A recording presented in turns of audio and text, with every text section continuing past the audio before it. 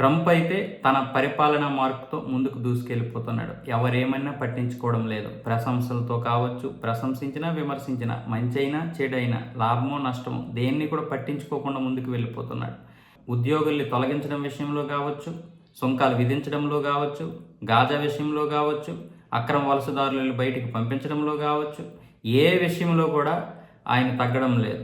చివరికి అమెరికా ఉద్యోగులపైన కూడా వేటేశాడు. 20 లక్షల అమెరికా ఉద్యోగులపైన వేటేసేయడం వల్ల దాదాపు $100 బిలియన్ అయితే అమెరికాకి సేవ్ అవుతాయని, దీనివల్ల అమెరికా ఆర్థిక వ్యవస్థ బలపడుతుందని, ప్రతి రూపాయి కూడా అమెరికా కోసం ఖర్చు పెడతామని, అమెరికా కోసం మాత్రమే ఖర్చు పెడతామని అనేక విధాలుగా అయితే నిర్ణయాలు తీసుకుంటున్నాడు. ఇదే ప్రాసెస్లో ఇప్పుడు గాజాని ఒక రియల్ ఎస్టేట్ రంగంగా, ఒక రియల్ ఎస్టేట్ భూభాగంగా దాన్ని కొలవడం కూడా జరిగింది.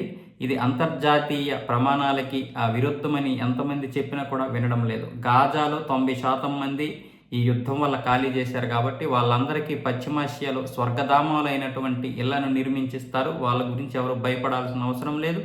గాజానైతే మేము స్వాధీనం చేసుకుంటాం.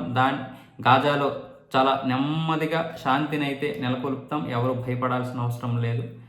హమాస్ చేసినటువంటి అకృత్యాలు చూసిన తర్వాత మేము గాజాని స్వాధీనపరుచుకోవాలనుకుంటున్నామని అయితే చెప్పడం జరిగింది. ఈ విషయంలో హమాస్ కూడా స్పందించింది. గాజాని స్వాధీనపరుచుకోవడానికి ఇదేమీ రియల్ ఎస్టేట్ కాదు, అమ్మడానికి కొనడానికి అంటూ చురకలంటింది, విమర్శించింది. కానీ ట్రంప్ అవేం పట్టించుకోలేదు. గాజానైతే మేము విమర్శిస్తాం. అలాగే గాజా విడుదల చేసినటువంటి ఇజ్రాయెల్ బందీలు ఎవరైతే ఉన్నారో ఆ బందీలు కూడా చాలా చిక్కిపోయి ఉన్నారు. దాదాపు 491 రోజుల పాటు వారికి సరైనటువంటి ఆహారం లేక వారిని చూసి నేను చలించిపోయాను. ఇంకెంతమంది బందీలు ఆ విధంగా ఉన్నారో, ఎంతమంది చనిపోయారో తెలియదు. హమాస్ చేసినటువంటి ఈ దుశ్చర్యకి